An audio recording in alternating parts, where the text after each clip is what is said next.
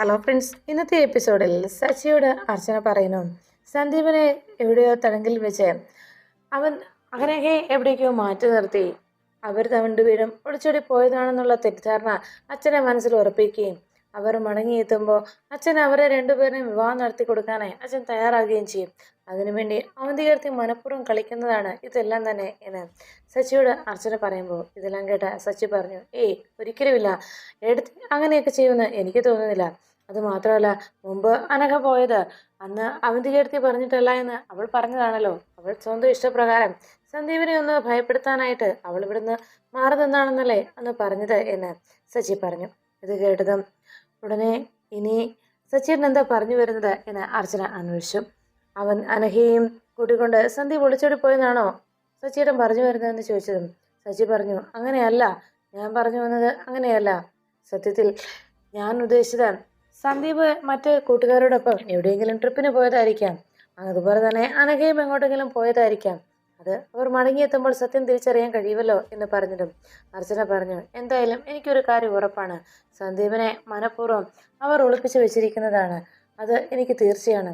ഞാൻ ഇതിൻ്റെ സത്യാവസ്ഥ തീർച്ചയായിട്ടും കണ്ടെത്തുക തന്നെ ചെയ്യും എന്ന് അർച്ചന സച്ചിയോട് പറയുന്നു. അപ്പോഴേക്കും സന്ദീപിനെ തടങ്കലിട്ടുകൊണ്ട് അജയനും കൂട്ടുകാരും അവർ ആഘോഷിക്കുന്നു. സന്ദീപിനെ കുറിച്ചുള്ള ഓർമ്മകൾ ആതിരയെ വേട്ടയാടിക്കൊണ്ടിരുന്നു. സന്ദീപ് ആതിരയെ കാണാനായി വന്നതും സന്ദീപ് ആതിരയോട് തന്നെ എനിക്ക് ഇഷ്ടമാണെന്നും ഈ ലോകത്ത് മറ്റൊന്നിനു വേണ്ടിയും തന്നെ ഞാൻ വിട്ടുകൊടുക്കില്ല എന്നും പിന്നീട് ആതിരയുടെ കാര്യത്തിൽ സന്ദീപ് ഏട്ടൻ്റെയും ചേച്ചിയുടെയും ഏട്ടൻ്റെയും ഒക്കെ സാന്നിധ്യത്തിൽ അവരുടെ വിവാഹം നടന്നതും ആതിരയുടെ കാര്യത്തിൽ സന്ദീപ് താലി ചാർത്തിയതുമായ നിമിഷങ്ങളെല്ലാം ആതിര ഓർത്തുകൊണ്ടിരുന്നു. അപ്പോഴാണ് അജയനും കൂട്ടുകാരും എല്ലാവരും വെള്ളമടിച്ച് പാട്ടും ഡാൻസും ഒക്കെ കളിക്കുന്നത്. അജയൻ സന്ദീപിനെ ഇട്ടിരിക്കുന്ന അജയൻ സന്ദീപിനെ കെട്ടിയിട്ടിരിക്കുന്നതിന് ചുറ്റും ഡാൻസ് വെച്ചുകൊണ്ട് അങ്ങനെ സന്തോഷത്തോടെ അവർ ആർത്തുല്ലസിച്ച് നടക്കുന്നു.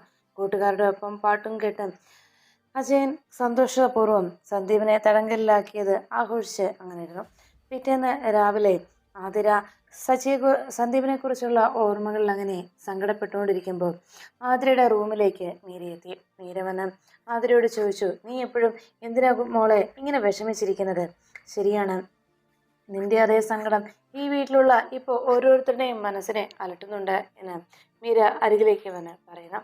നീ ഇങ്ങനെ സങ്കടപ്പെട്ടുകൊണ്ടിരിക്കുമ്പോൾ നിന്റെ സങ്കടം കണ്ടില്ലെന്ന് നടിക്കാൻ ഈ വീട്ടിലുള്ള ആർക്കും ആവില്ല. നിന്നെക്കുറിച്ച് മറ്റൊരു വിവാഹത്തിന് നിന്നെ എല്ലാവരും പ്രേരിപ്പിച്ചുകൊണ്ടിരിക്കുമ്പോഴും സത്യത്തിൽ സന്ദീപ് പറഞ്ഞതുപോലെ അവനവൻ്റെ അച്ഛനെ സമ്മതിപ്പിച്ചുകൊണ്ട് നിങ്ങളുടെ വിവാഹം നടത്തുന്നതിനുള്ള സമ്മതവുമായി അവൻ്റെ അച്ഛനെയും വിളിച്ചുകൊണ്ട് അവൻ ഈ വീടിൻ്റെ പടി കയറി വരുന്ന ആ ഒരു മുഹൂർത്തത്തിനായി കാത്തിരുന്നവരാണ് ഈ വീട്ടിലുള്ള മറ്റുള്ള എല്ലാവരും എന്ന് ആതിരയോട് മീര വന്ന് പറയുന്നു. ആതിര അതെല്ലാം കേട്ട് ആകെ വിഷമിച്ചങ്ങനെ ഇരിക്കുമ്പോൾ ആതിരയുടെ മനസ്സിലേക്ക് വന്നത് സന്ദീപിൻ്റെയും ആതിരയുടെയും വിവാഹം നടന്ന ആ നിമിഷങ്ങളായിരുന്നു.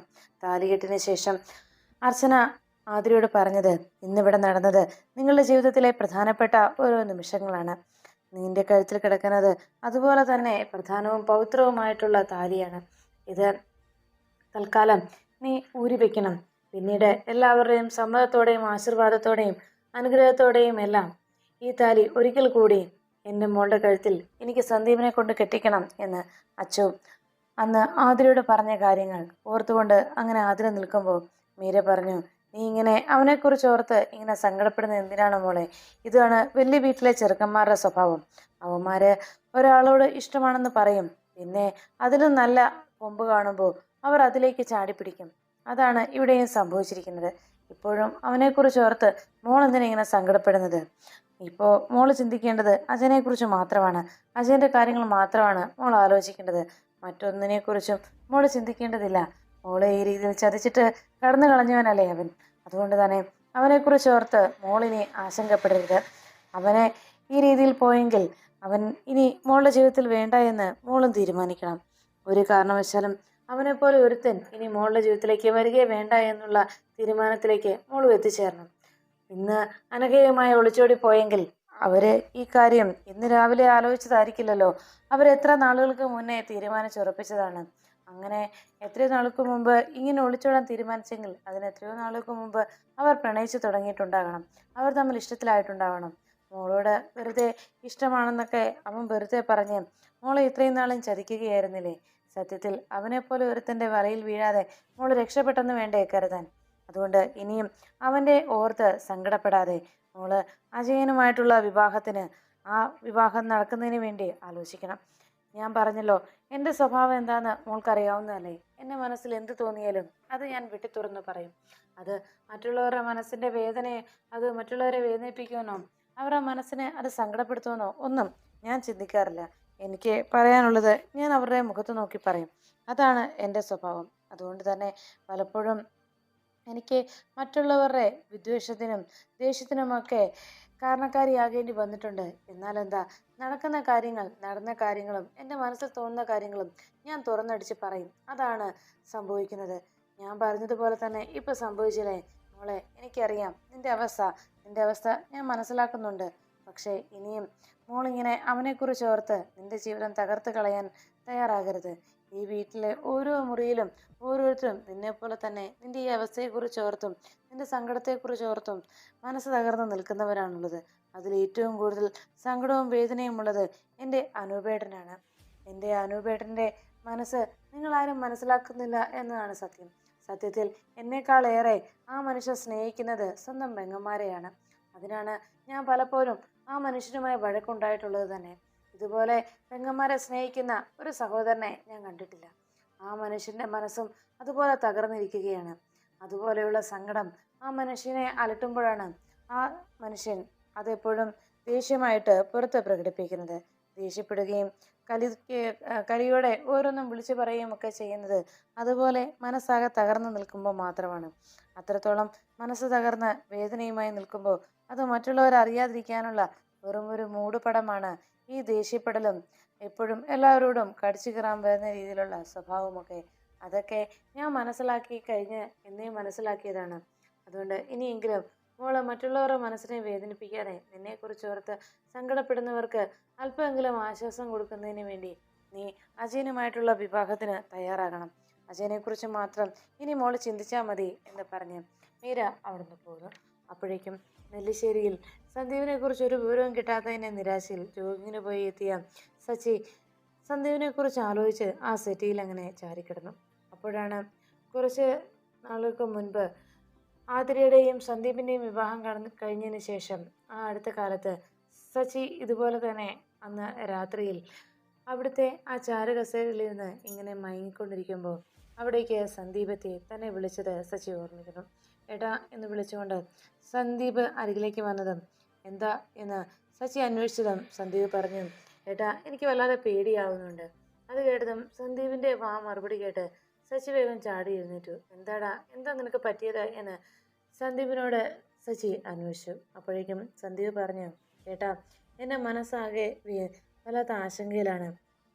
ഞാനും ആതിരയുമായിട്ടുള്ള വിവാഹത്തെക്കുറിച്ച് അനഘയോ അവധിയെടുത്തിയോ അറിഞ്ഞാൽ ഉണ്ടാകാൻ പോകുന്ന ഭവിഷ്യത്താണ് ഞാനിപ്പോൾ ആലോചിക്കുന്നത് എന്ന് സന്ദീപ് പറഞ്ഞു. അത് കേട്ടതും സച്ചി പറഞ്ഞു, എടാ ഇപ്പം നിന്റെ അരികിലില്ലെങ്കിലും ആതിര നിന്റെ ഭാര്യയാണ്. അത് നീ എപ്പോഴും മനസ്സിൽ കൊണ്ടു നടക്കണം. അതൊരു വല്ലാത്ത കരുതൽ തന്നെയാണ്. ആ ഒരു ചിന്ത നിന്റെ മനസ്സിലുണ്ടാവുന്നത് നിന്റെ ഈ പ്രശ്നങ്ങളിൽ നിന്നൊക്കെ നിന്നെ രക്ഷിക്കാൻ അത് കാരണമാവും. അപ്പോഴേക്കും സന്ദീപ് പറഞ്ഞു, അതല്ല ഏട്ടാ, ഞങ്ങളുടെ വിവാഹം കഴിഞ്ഞു എന്നറിഞ്ഞാൽ ആ അവധി ഇപ്പോഴും അനഘ പറഞ്ഞുകൊണ്ട് നടക്കുന്നത് എന്നെ തന്നെ അവൾ വിവാഹം കഴിക്കൂ എന്നാണ്. ഞാൻ അവളുടെ കഴുത്തിൽ താലി കെട്ടണമെന്ന് തന്നെയാണ് അവൾ ഇപ്പോഴും പറഞ്ഞു നടക്കുന്നത്. അതുമാത്രമല്ല, എനിക്ക് ആതിരയുമായിട്ടുള്ള ഇഷ്ടം അവൾ അറിഞ്ഞതുകൊണ്ട് ആതിരയെ അവൾ കൊല്ലാൻ പോലും മടിക്കില്ല. അതിനും അവൾ തയ്യാറാണെന്നാണ് എന്നോട് പറഞ്ഞിരിക്കുന്നത് എന്ന് സന്ദീപ് വിഷമത്തോടെ പറഞ്ഞു. സച്ചി പറഞ്ഞു, അങ്ങനെയൊന്നും ഒരിക്കലുമില്ല. അല്ലെങ്കിലും ആതിരയെക്കാളും മുൻപേ നിന്നെ ഇഷ്ടപ്പെട്ടു തുടങ്ങിയത് അനഘയായിരുന്നല്ലോ. ആ ഒരു ഇഷ്ടം അവളുടെ മനസ്സിലുണ്ടാകും, അത് സത്യം തന്നെയാണ്. എന്നാൽ താൻ ഇഷ്ടപ്പെടുന്നത് നേടിയെടുക്കാൻ കഴിയാത്തതിന് നിരാശയിൽ മറ്റെന്തെങ്കിലും പ്രശ്നങ്ങൾ ഉണ്ടാക്കുമെന്ന് എനിക്ക് തോന്നുന്നില്ല. എന്തായാലും ഒരു കാര്യം ഉറപ്പാണ്, നിങ്ങളുടെ വിവാഹം കഴിഞ്ഞതല്ലേ. അതുകൊണ്ട് തന്നെ അനഘ നിങ്ങൾക്കിടയിൽ ഇനി ഒരു വലിയ പ്രശ്നമായി വരില്ല എന്ന് സച്ചിയെ സന്ദീപിന് വാക്ക് നൽകി.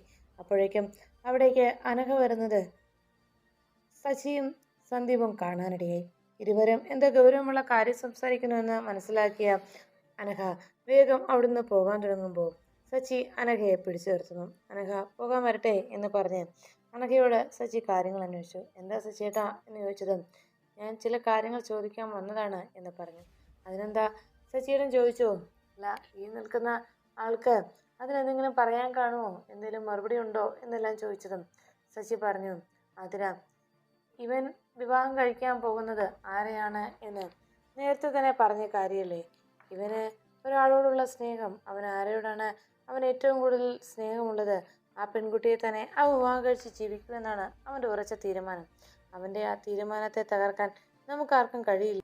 അവൻ്റെ ആ ഇഷ്ടത്തെ എല്ലാവരും അംഗീകരിക്കുന്ന ഒരു ദിവസത്തിനായിട്ടല്ലേ അവൻ കാത്തിരിക്കുന്നത് എന്നെല്ലാം സച്ചി അനഘയോട് പറയുന്നു. ഇതെല്ലാം കേട്ടുകൊണ്ട് അനഘ ഉടനെ സച്ചിയോട് പറഞ്ഞു, എനിക്ക് ഒരു കാര്യം മാത്രമേ സച്ചിയോട് പറയാനുള്ളൂ. സന്ദീപ് അല്ലാതെ മറ്റൊരാൾ എൻ്റെ ജീവിതത്തിലേക്ക് വരില്ല.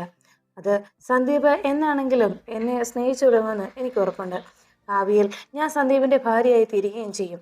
ആ സമയത്ത് സന്ദീപിനും ഞാനും തമ്മിലുള്ള ഇഷ്ടത്തെ അംഗീകരിക്കാൻ മറ്റുള്ളവർക്ക് കഴിഞ്ഞില്ല എങ്കിൽ സന്ദീപിനും എനിക്കും സ്വസ്ഥമായി ജീവിക്കുന്നതിന് വേണ്ടി സന്ദീപിനെയും കൊണ്ട് ഞാൻ എങ്ങോട്ടെങ്കിലും പോകും. സച്ചിയേട്ടനോട് ഇത്രയും നീളം ഞാൻ സച്ചിയേട്ടനോടുള്ള ബഹുമാനവും മര്യാദയും എല്ലാം പുലർത്തിക്കൊണ്ടാണ് സംസാരിച്ചത്. ഇനിയും ഇക്കാര്യത്തിൽ നിന്ന് എന്നെ പിന്തിരിപ്പിക്കാനായി ദയവേത് ഇങ്ങനെ സംസാരിച്ചുകൊണ്ട് വരരുത്.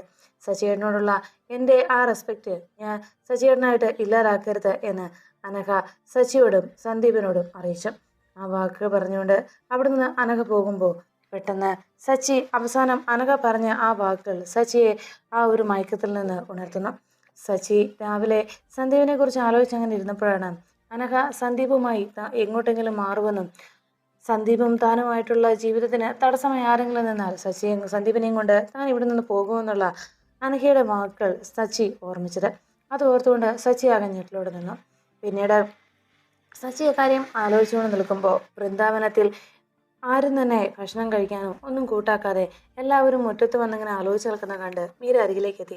അല്ല, ഇന്നെന്താ ഈ വീട്ടിലുള്ള ആർക്കും ഭക്ഷണമൊന്നും വേണ്ടേ എന്ന് ചോദിച്ചതും മാഷ് പറഞ്ഞു, കുറച്ച് കഴിയട്ടെ മോളെ.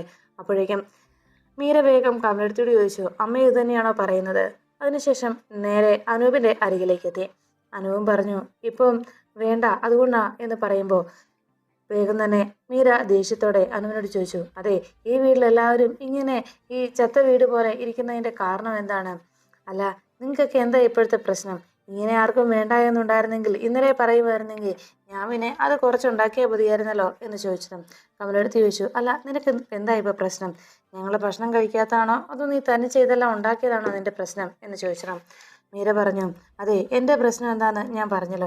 അകത്ത് ഒരു പെൺകൊച്ചിരിപ്പുണ്ട്. നിങ്ങളെല്ലാവരും ഇങ്ങനെ ആകെ വിഷമത്തോടെ അവിടെ ഇവിടെയും മാറി നിന്നാൽ ആ കൊച്ചിൻ്റെയും ജീവിതം തകർന്നു പോകും. സത്യത്തിൽ ഒരു കാര്യം നിങ്ങൾ മനസ്സിലാക്കണം. ഞാൻ ആതിരയോട് സംസാരിച്ചിട്ടാണ് വന്നിരിക്കുന്നത്. അച്ഛൻ പറഞ്ഞതുപോലെ നമ്മൾ ഇവിടെ നിന്ന് അച്ചുവിനെ ആ വീട്ടിലേക്ക് വിവാഹം കഴിപ്പിച്ചയച്ചു. അച്ചുവിനെ അനുജൻ ഒരു പെൺകൊച്ചുമായി എവിടേക്കോ പോയി. ആ ഒരു സങ്കടം മാത്രമേ നമ്മളെ സംബന്ധിച്ച് ഉണ്ടാകാൻ പാടുള്ളൂ. അതിൽ കൂടുതലൊന്നും നമ്മുടെ തലയിലേക്ക് എടുത്ത് വെക്കണ്ട. ഞാനിപ്പോൾ ആതിരയുടെ കാര്യങ്ങളൊക്കെ പറഞ്ഞ് മനസ്സിലാക്കി. അവളുടെ മനസ്സും ഇപ്പോൾ ഞാൻ പറഞ്ഞതിനൊപ്പമായി കഴിഞ്ഞു. അജയനെ വിവാഹം കഴിക്കാനുള്ള ഒരു മനസ്സുമായിട്ടാണ് ആതിര ഇപ്പോൾ നിൽക്കുന്നത്. ഇനി അതിൻ്റെ പിന്നാലെ നിങ്ങളെല്ലാവരും ഇങ്ങനെ വിഷമത്തോടെ നിൽക്കുന്നത് കണ്ടാൽ അവളുടെ മനസ്സും ആകെ തകർന്നു പോകും. അറിയാമല്ലോ മുമ്പ് ഒരു വട്ടം സംഭവിച്ചത്. അന്ന് നമ്മളെല്ലാവരും ആ പാവത്തെ ഇട്ട് വേദനിപ്പിച്ചപ്പോൾ അന്ന് സഹിക്കാനാകാതെ അവസാനം ഒരു കടുത്ത തീരുമാനത്തിലേക്ക് എത്തി. അന്ന് ഭാഗ്യം കൊണ്ടാണ് നമുക്ക് അവളെ വീണ്ടും തിരികെ കിട്ടിയത്. ഇനിയും ആ രീതിയിലേക്ക്, ആ ഒരു അവസ്ഥയിലേക്ക് അവളെ കൊണ്ടുപോയി തള്ളിയിടണമെന്നാണോ എല്ലാവരും പറയുന്നത്?